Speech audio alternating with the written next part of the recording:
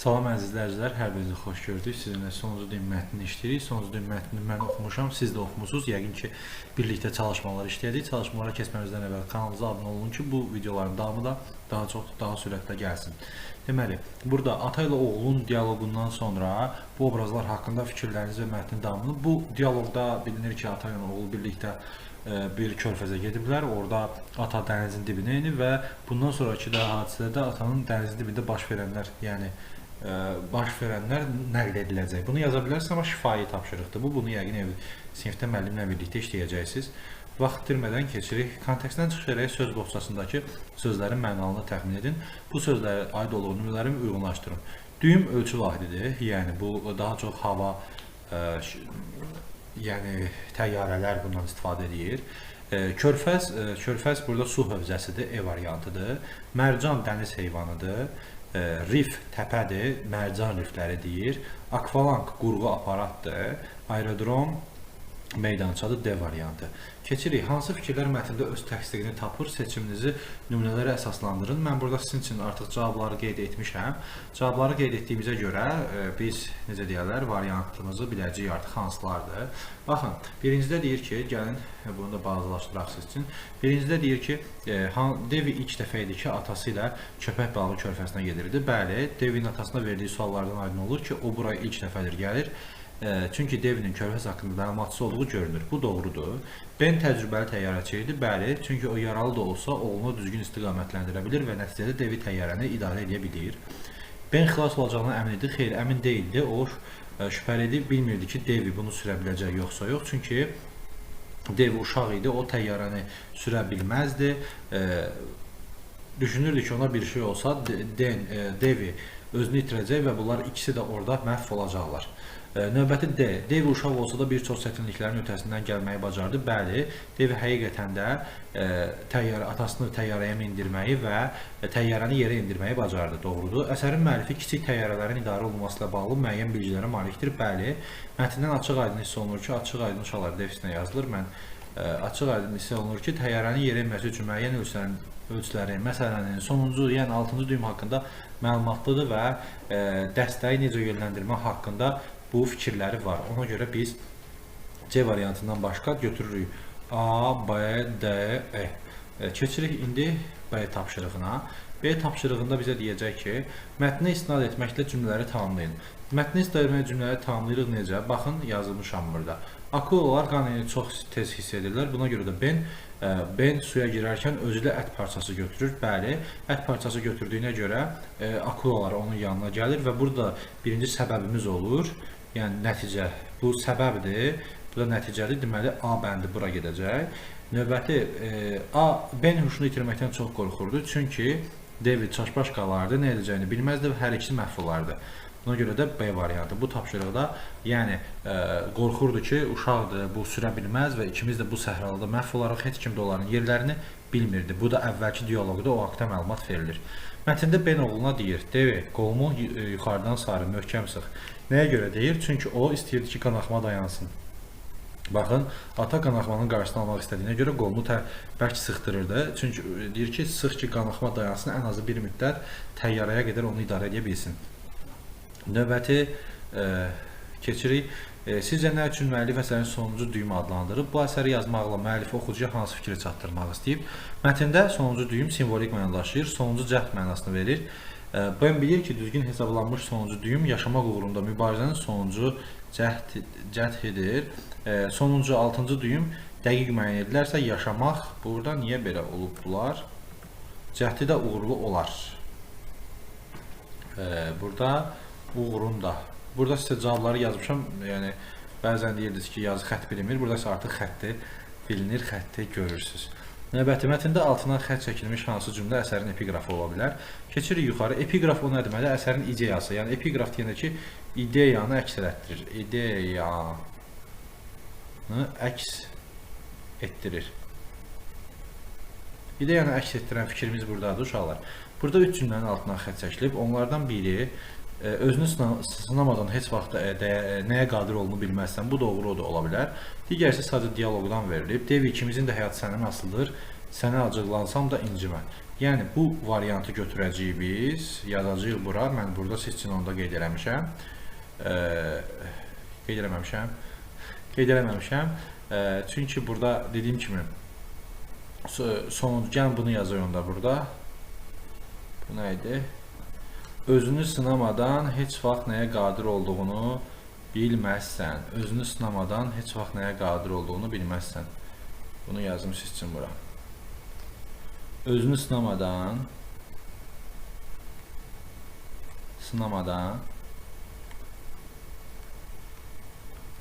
heç vaxt nəyə qadir olduğunu bilməzsən. Bunu yazmağınız bu mətnə yetərlidir. E bəndinə gəlirik. E bəndinin çalışmasında uşaqlar bizə deyir ki, baxın, mən bunu siz üçün qısaca yazmışam əslində. Deyir, bizim şəxsiyyətimiz bağçadırsa, yəni bunu mətnlə əlaqələndirək. Gəlin, bu necə başa düşürük? Bizim şəxsiyyətimiz bağçadırsa, iradə onun bağbanıdır. Gəlin, şəxsiyyətimizi bağçaya bənzətsək, o içində müxtəlif güllər, ağaclar və otlar olan bir yerdir. İradəmiz isə bağban kimidir. O hansı güllərin açacağını, hansı otların təmizləyəcəyini seçir. Əgər bağban çalışmasa, bağçada alaq otları çoxalar və gözəl güllərin böyüməsinə mane olar. Amma yaxşı bir bağban hər şeyi qaydasında saxlayar, gözəl güllərə su verir və bağçanı gözəl hala gətirə bilər. Yəni, bizim də iradəmiz sayəsində pis vərdişlərdən uzaqlaşıb, yaxşı xüsusiyyətlərimizi inkişaf etdirə bilərik. Necə ki, ben elədim. Necə ki, burada yazım. Necə ki,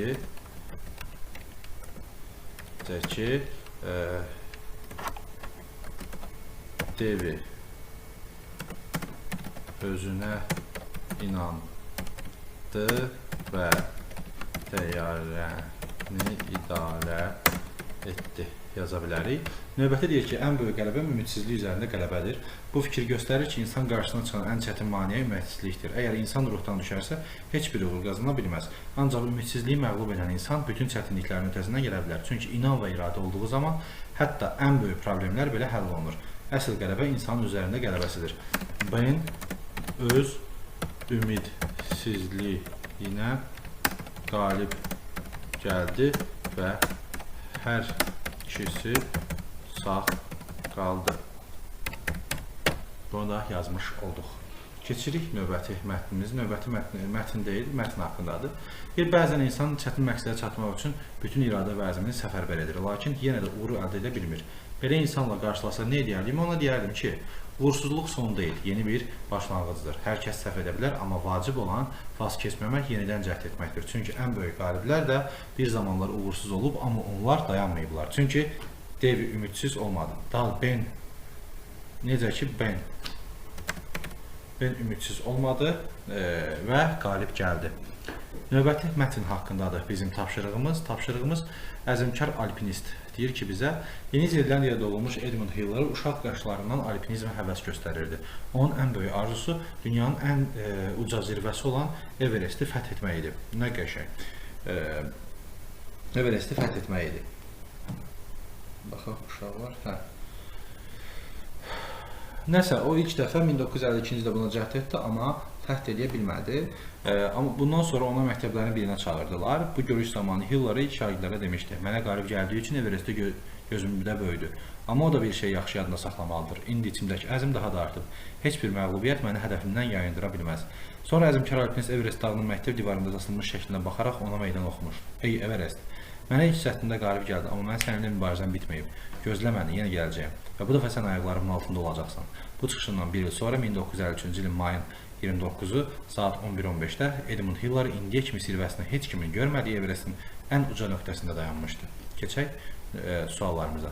Sizcə, niyə Everesti fəth etmək istəyirdi? Çünki birincidə o deyirdi ki, sən mənə qalib gəlmirsən, mən böyüyüb səndən, yəni böyüyüb, növbətdə və gəlib sənin öz qisasımı alacağam. Öz qisasımı almaq üçün də yenidən çıxır və qalib gəlir. Gəlin burada deyək, deyir ki, Edmund Hillary ilk dəfə Everest fəth etmək cəhdi uğursuz olmuşdu. O isə bu məğlubiyyətə barışmaq istəmirdi.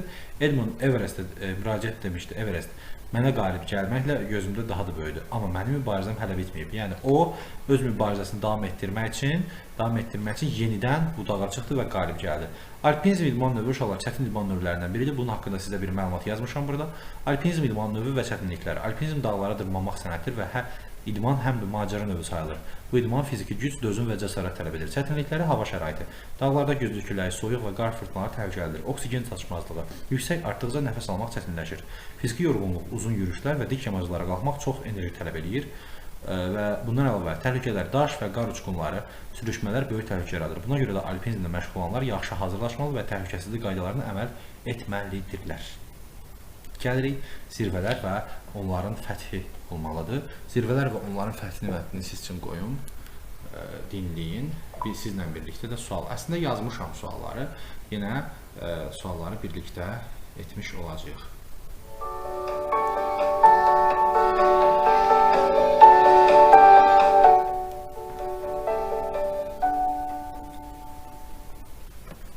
Zirvələr və onların fəthi. Hündür zirvələr içərisində Everest xüsusi yer tutur. Bu zirvə dünyanın ən hündür sıra dağları sayılan Himalay dağlarında yerləşir. Hündürlüyü 8848 metrdir. Zirvənin daha qədim adı Jomolungmadır. Zirvə Çinlə Nepal sərhədində yerləşir. Son 20 il müddətində Everestə çıxanların sayı təqribən 10 dəfə artdı. Təkcə 2019-cu ildə 876 alpinist Everesti fəth edib. 2015-ci ildə Himalay dağ silsiləsində baş verən güclü zəlzələdən sonra Everestdə dəyişiklik olub. Alimlərin hesablamalarına görə zirvə 1 metrə qədər yüksəlir. Yer üzündə hündürlüyü 8000 metrdən çox olan 14 zirvə mövcuddur. Onların hamısı Asiyada, Himalay və Karakorum dağ silsilələrində yerləşir. Bu zirvələrin fəth edilməsi üçün müxtəlif cəhdlər olur. Amma bu cəhdlərin heç də hamısı uğurla nəticələnməyib. 14 zirvənin hamısını fəth edən birinci şəxs Raymond Messner olub. Məlumdur ki, yüksəklik artdıqca havada oksigenin miqdarı azalır. Buna görə də alpinistlər oksigen balonundan istifadə edirlər. Messner isə bu zirvələri oksigen balonundan istifadə etmədən fəth edir. Ondan bir il sonra 1987-ci ildə Polyak Kukuçkada həmin zirvələri fəth edən ikinci şəxs oldu. Kukuçka bu işi 8 il ərzində görür. 1995-ci ildə İsveçrəli Laritanda oksigen balonundan istifadə etmədən Messner'in rekordunu təzələdi. Nepallı Tashi 1998-2011-ci illər ərzində 8000'lik zirvələri ən çox fəth edən alpinist kimi tarixə düşdü. O, bu işin öhdəsindən 30 dəfə gəlib. Hələ bundan sonra da ən hündür zirvələrə qalxmağa cəhd edən, bu rekordları təzələyən yüzlərlə alpinistlər yetişəcək. Bununla da bitdi. Deməli, mən bu sualları da siz üçün yazmışam. Bu suallarda bildiyiniz kimi, baxın, yer üzündə hündürlüyü 8 metrdən çox olan neçə zirvə var? 14 zirvə var. Orada sizə məlumatlar verirdi. Baxın, bu zirvələrin hamısı fəth edənlər haqqında nə danışa bilərsiniz? Burada gördüyünüz kimi 28.000 zirvəni oksigen balonu ilk dəfə fəth edib. Kukuçka 1987-ci ildə 8 illərdə tamamlayıb. Laritand 1995-ci ildə Messner rekordunu oksigensiz şəkildə təkrarlayıb və Tashi Nepallı alpinistdir və 30 dəfə bu zirvəni təkrarlayıb və o zirvəni fəth etmiş sayılır. Üçüncü sual, alpinistlər oksigen balonu nə məqsədlə istifadə edirlər? Yüksəklikdə rahat nəfəs almaq üçün. Everest zirvəsi harda yerləşir? Çin sərhədi və Nepal sərhədində. Everestdə hansı dəyişikliklər müşahidə olunur? 2015-ci ildə 1 metr yüksəlmə baş verib. Bir də Everestdə fəth edənlər haqqında danışa bilərsiniz. Yəni son 20 ildə Everestdə çıxanların sayı təxminən 10 dəfə artıb. 2019-cu ildə təkcə 876 alpinist Everest zirvəsinə qalxıb. Everestdə qalxan alpinistlər yüksəkliyə uyğunlaşmaq üçün oksigen balonundan istifadə edirlər. Everest hələ dünyanın ən çətin zirvələrindən biri hesab olunur və onu fəth etmək üçün çox sayda alpinist cəhd edir. Bununla da bizim izahlı suallarımız bitdik. Biz keçirik artıq burada cavabları yazmağa. Deməli, burada bizə deyir ki, oxuduğunuz və dinlədiyiniz mətnlərdən istifadə etməklə özünüzə qalib gəlmək mövzusunda esse tamamlayın, verilmiş strukturdan və təlimatdan istifadə edin. Təlimata baxaq deyir, esse yazarkən fikri əsaslandırmaq üçün arqumentlərdən, həyatdan və bədii əsərlərdən, aforizm və təlaş sözlərindən, görkəmli şəxslərin fikirlərinə stat gətirilir, elm və faktlara müraciət olunur. Baxın, hədəfə doğru yönələn insanlar qədər əzmkar olsa da, bəzən məqsədən nail ola bilmir. Buna uğursuz demək olarmı? Xeyr. Fikrimcə əsl uğur məqsəd çatmaq deyil, daim cəhd etməkdir. Argument Edmund Hillary cəhd etdi və qalib gəldi. Bundan başqa istənilən yuxarıda mətndə gördüyünüz kimi, baxın buradan verək sizə. Gördüyünüz kimi burada baxın, məsələn 8000 zirvələr ən çox tarixə düşüb, o bunu 30 dəfə eləyib.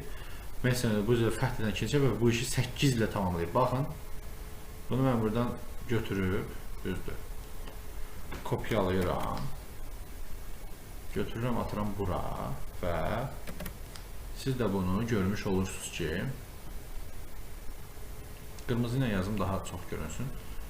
Bu 8, yəni 8 ilə odur ki, yəni bu yolundan dönməyib və davam edib. 8 ilə artıq necə deyərlər, artıq o zirvə 8 dənə zirvəni, 14 dənə zirvəni tamamlanmış sayılır, öz yolundan dönməyib. İnsan uğursuzluqlarla deməli, daha qətiyyətlə mübarizə apararsa, xarakteri möhkəmlənər, güclü şəxsiyyətə çevirirlər. Bunu seçmiş ola bilərik. Gəlirik ismin şəxsə görə dəyişməsi. Şəxsə görə dəyişmək, yəni bir isim, yəni şəxslər, bu yeni dərsimizdə şəxs xəbərli şəkilləri qəbul etmək deməkdir. Biz mənaya görə şəxs xəbərli şəkillərini qoyacağıq. Müəllimin dediyinə görə biz yaxşı şagirdlərik. Sən çox təcrübəli həkimsən, ikinci şəxs. Siz çox işçisiniz. Mən səninlə həmişə dostam. Sədəf bizimlə qonşudur. Şəkilləri əzbərləyəcəyik uşaqlar. Birinci şəxs am, ıq, cəm şəkilçisi. İkinci şəxsin təki san, sınız cəm. Üçüncü şəxs dır, cəmi də dırdır. Bəzən bunlar da ola bilər. Mənim böyük qardaşım əskərdir. Üçüncü şəxs tək. Hamı bilirsən ağıllı qızsan. İkinci şəxs tək. Bu işlərə özüm cavab dəhəm. Təşkilatçıyam. Birinci şəxs tək. Görün qonşusunuz. İkinci şəxs cəm. Beşincilər içində ən qalalı sinifi. Birinci şəxs cəm. Onlar olimpiyada iştirakçılardır. Deməli, bu da olacaq üçüncü şəxs cəm. Keçirik, biri fərqlidir. Uşaqlar, dostum, mənim dostum mənsubiyyətdir. Sözümüz mənsubiyyətdir. Uşaqdır, şəxsdir. Evləri mənsubiyyətdir. Deməli, cavabımız C variantı. Məktubdur, şəxsdir. Rəssamsınız, şəxsdir. Bacıyam, şəxsdir. Məqsədiniz mənsubiyyətdir. Nöqtələrin yerinə uyğun gələn şəxs əvəzləri var. Ariflə birinci sinifdən dostluq. Həqiqətən də bu uğura layiqik. Layiqsiniz. İkinci şəxsin cəmi. Məlum oldu ki, Elxanın bacısıdır. Bununla da uşaqlar bizim bu mətnimiz bitdi. Növbəti ümumiləşdirici tapşırıqlar və iş dəftərində görüşərik hələlik.